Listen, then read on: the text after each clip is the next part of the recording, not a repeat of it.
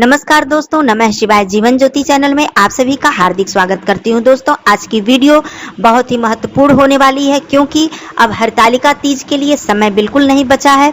हमारी सभी माताओं बहनों को हरतालिका तीज की हार्दिक शुभकामनाएं। वैसे तो हमारे चैनल पे हर विषय पर वीडियो आ चुका है। हरतालिका तीज के विषय में आज मैं बात करूंगी शुरू से लेकर अंत तक संपूर्ण पूजा विधि और संपूर्ण नियम के विषय में, जैसे कि सरगी से लेकर जब हम हरतालिका तीज का व्रत प्रारंभ करते हैं और उसकी समाप्ति अर्थात पारण के समय तक की पूरी विधि आप लोग इस वीडियो में जानेंगे। एक एक नियम जानेंगे, सरगी खाने से लेकर व्रत रखने तक और फिर पारण और दान की पूरी विधि और नियम आप लोग जानेंगे। यदि आप यह संपूर्ण वीडियो देख लेती हैं तो शायद आपके मन में किसी भी प्रकार का प्रश्न नहीं रह जाएगा। संपूर्ण विधि जान लीजिए, समझ लीजिए और इसी प्रकार से हरतालिका व्रत का पालन कीजिए और पूरे शिव परिवार का आशीर्वाद प्राप्त कीजिए। दोस्तों, पूरी बातों को समझने के लिए वीडियो में अंत तक बने रहिएगा। चैनल पे पहली बार हैं तो चैनल को सब्सक्राइब कर लीजिएगा। वीडियो पसंद आता है तो इसे एक लाइक जरूर कीजिएगा। कमेंट बॉक्स में नमः शिवाय जरूर लिखिएगा। दोस्तों, आइए शुरू से लेकर अंत तक मैं एक एक बात आपको पूरी समझा देती हूँ, जिससे कि हमारी माताएं बहनें किसी भी प्रकार की दुविधा में, भ्रम में न रहें। सबसे पहले आप सभी लोगों को मैं बता दूं कि 18 सितंबर दिन सोमवार को हरतालिका तीज का व्रत रखा जाएगा। सरगी का जो नियम है एक दिन पहले शुरू हो जाता है, अर्थात रविवार की रात्रि में भोर में आपको सरगी का पालन करना है, सरगी ग्रहण करना है। तो सरगी का सबसे पहले नियम जान लेते हैं, फिर व्रत का नियम जानते हैं आगे। आप सरगी खाने के लिए जो समय है 3:30 बजे से 4 बजे के अंदर अंदर आप सरगी खा लीजिएगा। बिल्कुल भी इससे देर नहीं होनी चाहिए, यही नियम होता है सरगी खाने का। अब सरगी खाने के विषय में तो मैं संपूर्ण वीडियो दे चुकी हूं, लेकिन मैं बता देती हूं कि सरगी खाते समय हमारी बहनें ध्यान दें कि जो उनके घर की परंपरा है, जैसे किसी के घर क्या खाने की परंपरा होती है, यह अलग अलग सबके घर की परंपरा होती है। कोई ऐसी वस्तु होती है जो सबके घर का एक नियम होता है कि हमारे घर यह वस्तु खाकर सरगी ग्रहण किया जाता है या फिर व्रत का प्रारंभ किया जाता है, तो उस वस्तु को तो आपको सरगी में रखना ही रखना है। दूसरी चीज, अपने सेहत को ध्यान में रखना है। जिन भी बहनों को दिक्कत होती है, गैस की समस्या होती है, बहुत सी बहनों को व्रत के दिन उल्टी की समस्या होने लगती है, गैस बन जाती है, तो सबसे पहले आप खाली पेट गैस की दवा खा लीजिएगा, उसके बाद सरगी का प्रारंभ कीजिएगा। दूसरी चीज, जो भी आपके घर की परंपरा है उसको ग्रहण करने के बाद आप एनर्जी ड्रिंक जरूर लीजिएगा, जैसे कि नींबू पानी, नींबू में नमक और चीनी मिलाकर, या फिर ग्लूकान डी, या फिर नींबू का शरबत, जो भी आपको अच्छा लगे, जो पसंद हो, जो भी आपके शरीर को सूट करता हो, तो उस तरह से आप एनर्जी ड्रिंक जरूर लीजिएगा। केला खाना भी बहुत ही अच्छा माना जाता है, केला खाने से ताकत बनी रहती है। दूसरी चीज, प्यास नहीं लगती है, तो केला भी खा सकती हैं आप।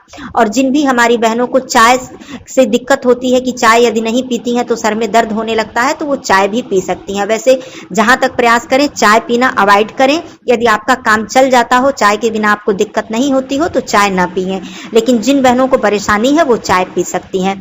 तो पर्याप्त मात्रा में पानी पी लीजिएगा, पर्याप्त मात्रा में आप एनर्जी ड्रिंक ले लीजिएगा।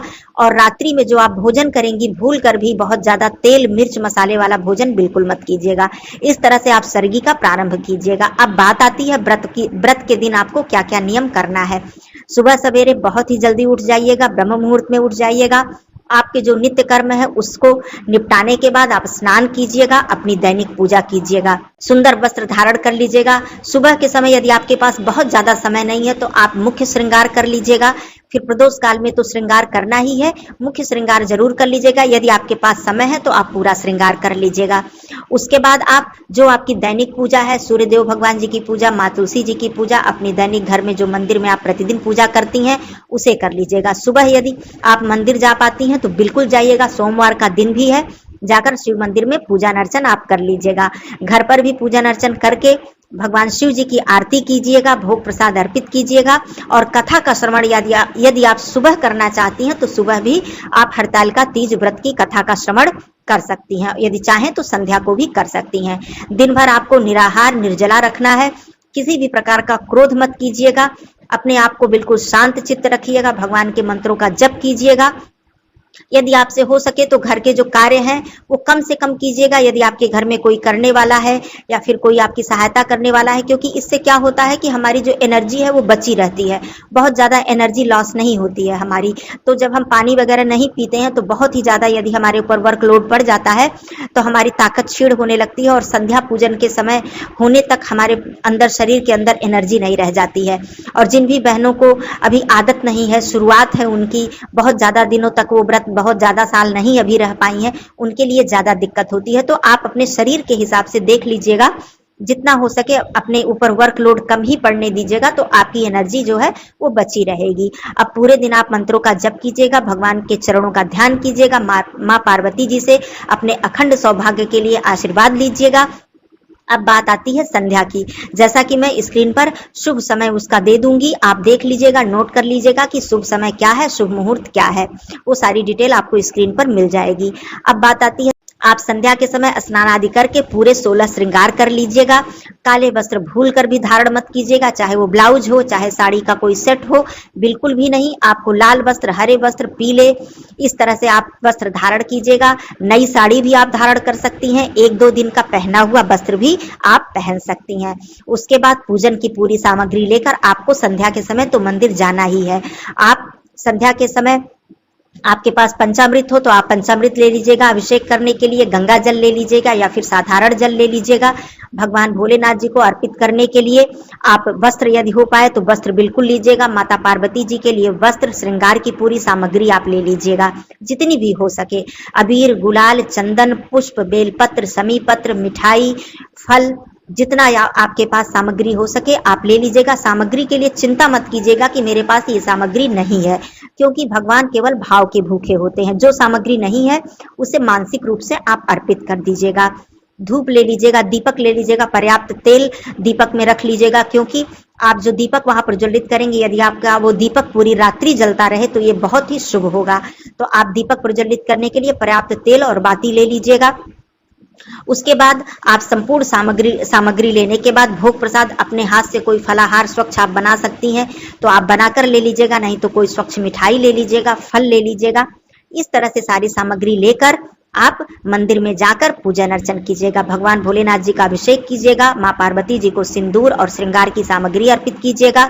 वस्त्र ले गई हैं तो वस्त्र अर्पित कीजिएगा। भगवान गणेश जी की पूजा कीजिएगा, उन्हें दूर्वा और पुष्प अर्पित कीजिएगा। इस तरह से संपूर्ण पूजा करने के बाद भगवान भोलेनाथ जी को चंदन, अबीर, गुलाल, बेलपत्र, समीपत्र, पुष्प इत्यादि अर्पित करने के बाद आप बैठकर भगवान जी के मंत्रों का जप कर लीजिएगा, शिव चालीसा का पाठ कर लीजिएगा, शिव रुद्राष्टकम का पाठ कर लीजिएगा। इस तरह से जो भी आपको आता है, जो भी आपकी श्रद्धा है, भक्ति है, आप इस तरह से करने के बाद अंतिम में भगवान जी की आरती कीजिएगा। पूरे शिव परिवार की आरती कर लीजिएगा। आरती करने के बाद उनसे क्षमा प्रार्थना जरूर कीजिएगा। किसी भी पूजा को पूर्ण करने के बाद हमें क्षमा प्रार्थना अवश्य करनी चाहिए। फिर घर आकर आप अपने घर के मंदिर में भी धूप दीप प्रज्वलित करके भोग प्रसाद अर्पित करके आरती अवश्य कीजिएगा, क्योंकि इतना बड़ा पर्व है, इतना बड़ा त्योहार है। आप अपने घर के मंदिर में भी भगवान का पूजन अर्चन कीजिएगा। अब बात आती है सुहाग लेने की। आप चाहें तो मंदिर में भी माता पार्वती जी के चरणों से सिंदूर या चूड़ी या एक बिंदी आप ले सकती हैं, या फिर आप अपने घर के मंदिर में माता पार्वती जी के चरणों में, जो आपके घर में प्रतिमा है, वहां पर आप श्रृंगार की सामग्री अर्पित कर दीजिएगा संध्या के समय या सुबह के समय ही, जब भी आपको समय मिले, जो भी आपकी सुविधा हो। आप ज्यादा नहीं तो सिंदूर, चूड़ी, बिंदी आप अर्पित कर दीजिएगा, वहां पर रहने दीजिएगा रात्रि भर। अब जब आप सुबह पारण का जो आपका समय होगा, सुबह पारण आप अपने हिसाब से कीजिएगा। जो भी मेरी बहनें नहीं रह पा रही हैं वो 12 बजे के बाद, 1 बजे के बाद, 2 बजे के बाद पारण कर लें, जैसी आपकी सुविधा हो, जैसी आपकी शारीरिक क्षमता हो। तो उस तरह से आप पारण के समय सुबह उठकर, आपकी यदि शरीर में बिल्कुल ही शक्ति नहीं रह जाती है तो आप नहा लीजिएगा, स्वच्छ वस्त्र धारण कर लीजिएगा। यदि आप अपने घर में शिवलिंग रखी हैं तो वहां पर आप भगवान शिव जी को 1 लोटा जल अर्पित कर दीजिएगा, नहीं तो मानसिक रूप से जल अर्पित करके पूरे शिव परिवार की पूजा कर लीजिएगा। धूप, दीप, पुष्प इत्यादि से कुछ भोग प्रसाद अर्पित कर दीजिएगा, आरती कर लीजिएगा।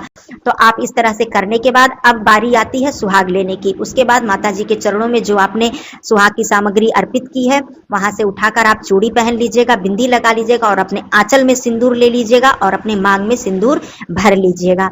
इस तरह से आप माता पार्वती जी से सुहाग लेकर उनसे आशीर्वाद लीजिएगा, अपने अखंड सौभाग्य के लिए उनसे प्रार्थना कीजिएगा।